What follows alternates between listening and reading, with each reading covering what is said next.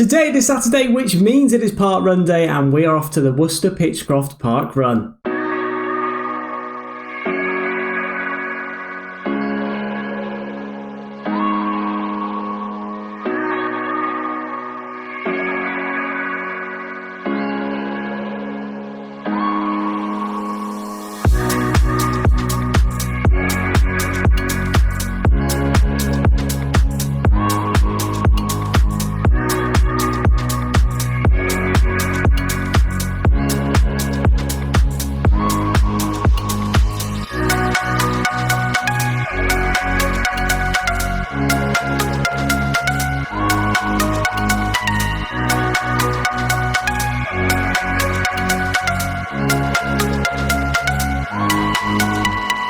So the location of Worcester Pitchcroft Parkrun is to the northwest side of Worcester. So there are two park runs in Worcester. We've already done the one on the east side, which is just called Worcester Parkrun. And today we are doing the one on the northwest side at the Pitchcroft around the Worcester Racecourse. So hopefully this should be a pretty flat one, but we'll have to find out. So today we are attending event number 264, so they're still going on strong, and the course is basically a two-lapper around Worcester Racecourse on a mixture of gravel paths, tarmac paths.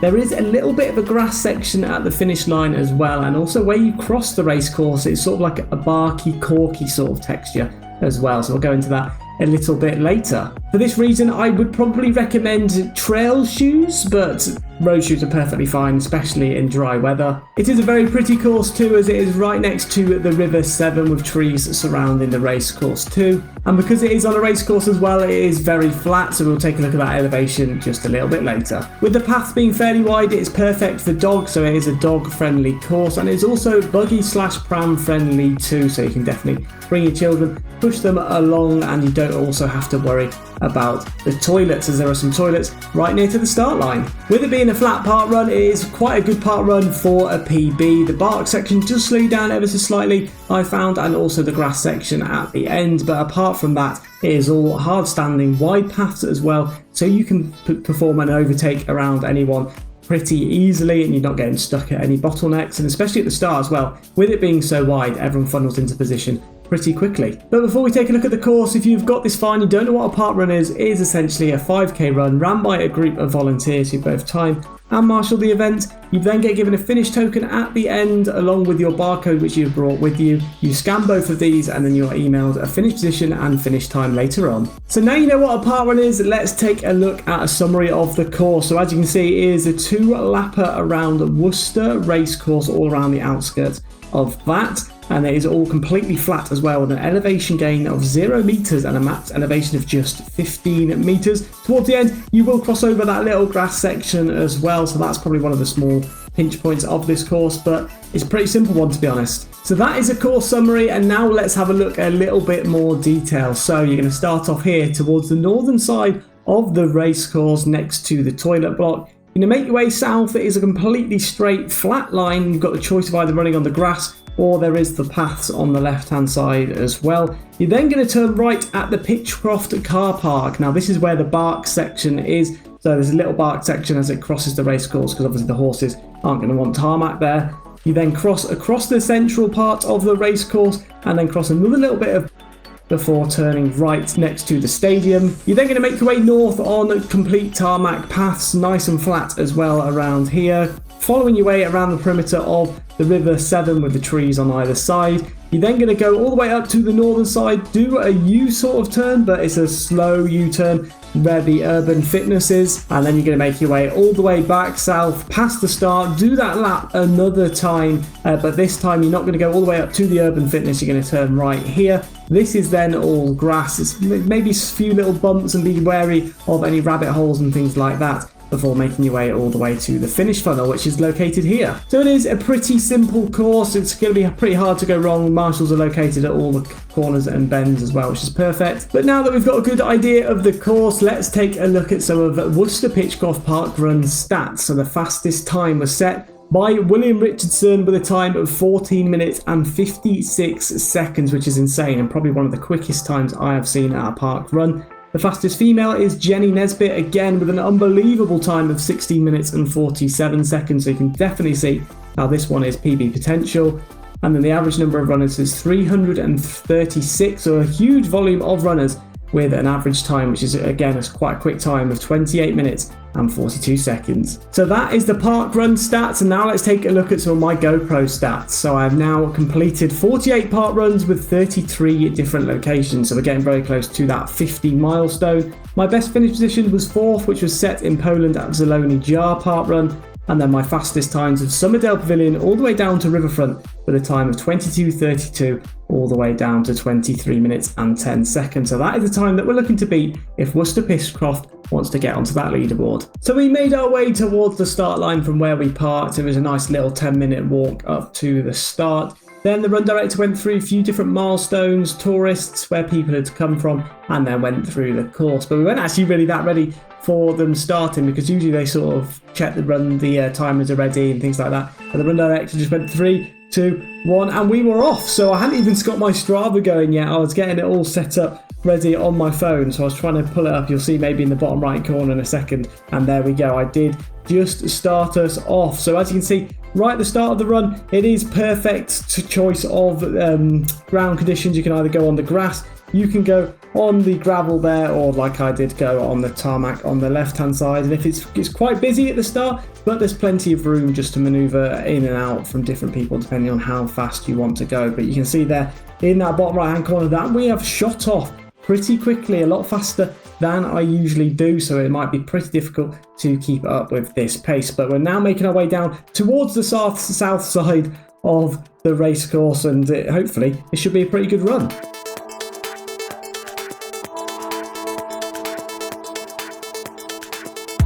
So as you can see, it has all been flat so far, and this is where it becomes a little bit more compact, but still really wide paths, so you can't really complain. You're not going to get taken out by anyone here.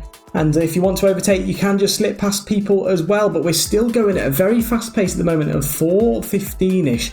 So we need to try and slow it down a little bit, otherwise we're going to be tired pretty quickly. But again, in this section you get to choose either stay on the tarmac or go on the right hand side, which is a bit more gravelly underfoot. Maybe if you've got road shoes, stick to the left hand side. If you've got trail, go to the right, but road shoes would be fine as well.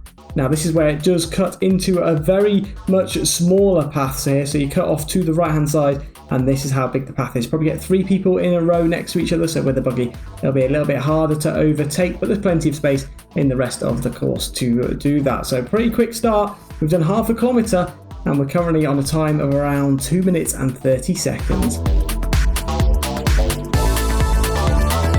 So we're just coming up towards the bottom end of the racecourse, and this is that first 90-degree bend. Be careful of that pole in the centre, but they have put a cone on there. Thank you to the marshal too. This is now the bark crossing that I was on about, and it's quite spongy, so I actually found it quite difficult to run across this compared to usual. I was putting a little bit more effort in, followed by a slight little incline there as well as you make it into the centre of the racecourse. We're now going to cross this racecourse over to the other side with another little bit of a bark section, and then we'll be next to the stadium for the racecourse.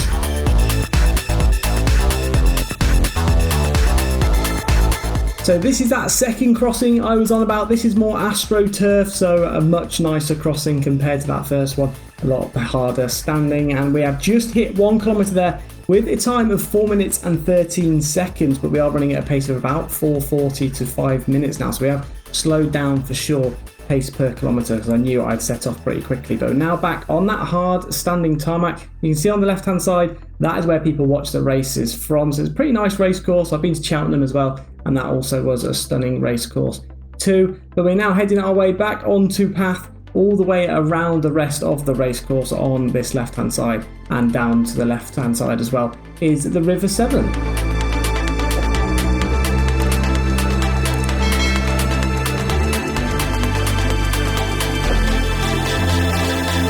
So we're just coming up to halfway up the western side of the racecourse. You may have noticed a drip on the screen as well. On the day it was a little bit drizzly, and it was raining ever so slightly. Maybe got a glimpse of the River Severn on the left there too. But we're doing okay at the moment, about 1.4 kilometres in with a time of about 6 minutes 14 seconds. So pretty quick start. So if I keep this up, it will be a very good one and potentially a PB sort of run. But I don't think I'm going to be able to do that, but we'll have to find out. If you want any information though on the elevation and my pace and all that, I do have Strava, so you can find that in the link to my in the description. And then also if you want to go and check out all my other videos, don't forget to hit the like button and subscribe as well. And I've got a full parkrun playlist with all my different park runs.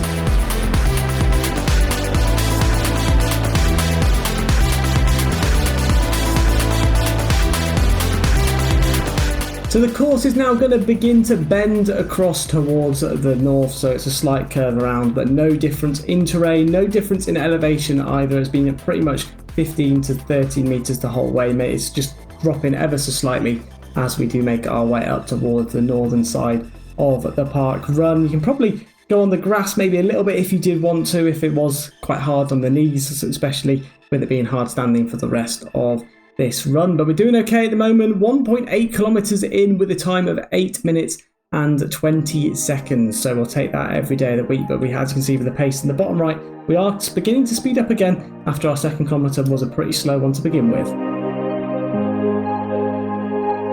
2 kilometers in now, so that one was slightly slower at a time of 4:34, whereas the first one was 4:13. So as you see, we did drop off that time a little bit. And when you go towards the finish line, you will actually turn off to the right hand side here, so you'll see a cone which may have just passed a second ago, and that'll direct you in the direction towards the finish where you run over the grass on this right hand side. The grass was fine on the day that we went. Maybe if it was a lot wetter it might be a bit boggier, but the day that we went, as it had been pretty much dry for most of the week, it was hard and it was only dribbling today, so that didn't really affect it.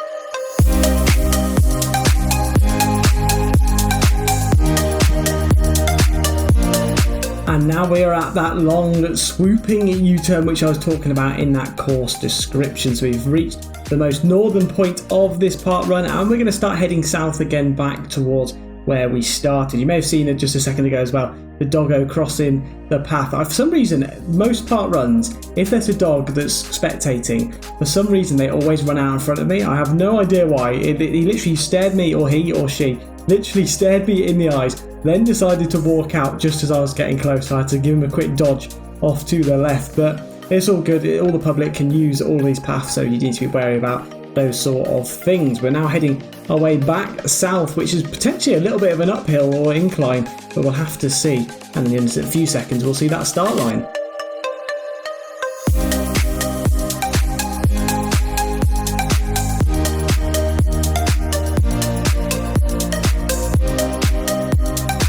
And so we have pretty much completed the lap. You can see the flag on the right illustrating the start. There on the left is the toilet block, so if you do need the loo, that is where you go. So that is literally just how close it is to the start. Pretty much right there. It has started to rain a little bit more now, as you see a few more droplets landing on the camera, but we're doing quite well. 2.8 kilometers in with a time of 12:47, so can't really complain. And we're now heading our way back towards the south side of this racecourse. Hard standing paths still.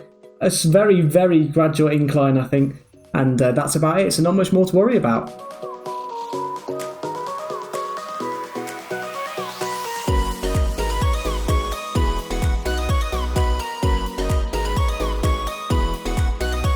"14 minutes and 25 seconds in, 3.2 kilometers down, and we are beginning to slow. So I would probably recommend to people not to go as quickly as everyone else is, because of the thrill of everyone sprinting off at the start. I think I maybe started a little bit too quick on this one, so therefore started to struggle once I got to this point, and I was dropping a few positions here, which doesn't really matter because I was coming back from injury. I sprained my ankle about 4 weeks ago, so I did one run last week, which is at Colby, stunning run, go check that one out, and then we're doing this one this week just to try and get the ankle back into it. But we were trying to pick up our pace. I thought this one might be a pretty good one to try and get a PB sort of time though, so I did try and do this one as quickly as I could, and with it all being hard standing as well, that was perfect.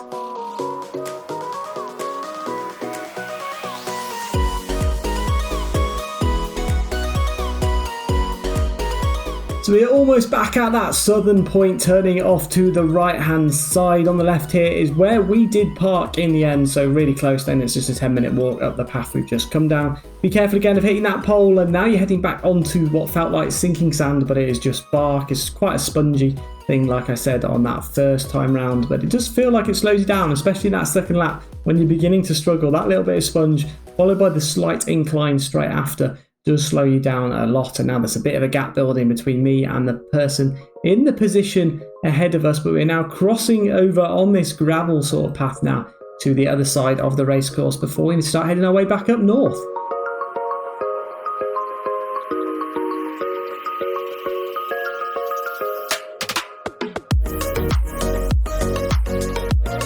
Four kilometres down, 1 kilometre to go. So we got 18:14 for that kilometre. So hopefully if we speed up just that little bit more, we could potentially get on the leaderboard. I haven't actually been to the Worcester Racecourse before, but in and around the grounds and sort of the areas very close by to the Worcester Racecourse is where they actually do the Race for Life. They do a duathlon there as well, so there's quite a lot of other events in this area which I do want to give a go. I want to get a bike and start doing a little bit more cycling as well, so we can give a few cycling competitions a go. But at the moment it is just park runs. I keep injuring myself, so I'm hoping that I can just keep going with these park runs without actually injuring myself anymore, so I can try and improve my speed so that I can get under that 20-minute mark. But we're currently on 4.2 kilometres now, 17 metres of elevation. This is a very, very, very gradual downhill. Volunteers there cheering us on as well, so just need to pick up our pace now if we want to get under that 24 minutes.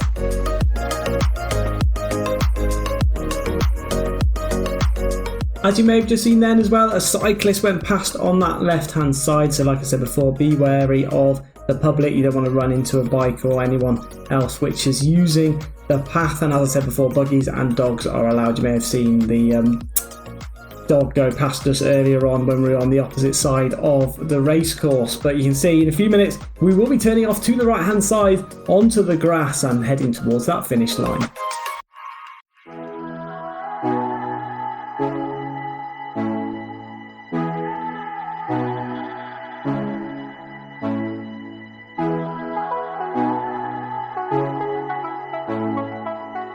So as you may be able to see in the distance on the right hand side, you can see people crossing towards the finish line. So we're about to turn off to the right onto the grass, and then it is a full grass finish. So here we go. Hopefully we can start to pick up the pace once we hit this grass section. The volunteer there guiding us into this next bit. There's the cones as well, and now it is that final sprint finish across the grass. The finish line is just a little bit further ahead. For some reason the GoPro's gone really dark. I'm not too sure why it's not adjusted to the change in the lighting yet, but the rain is coming down as well a little bit more than it was before. The speed has gone up a lot for us. We're actually catching up with the guy in green here on that right hand side, and we're currently at a time of 23:17. So come on, if we can push that a little bit more, we might be able to get towards 23:30, and yes, we do manage to get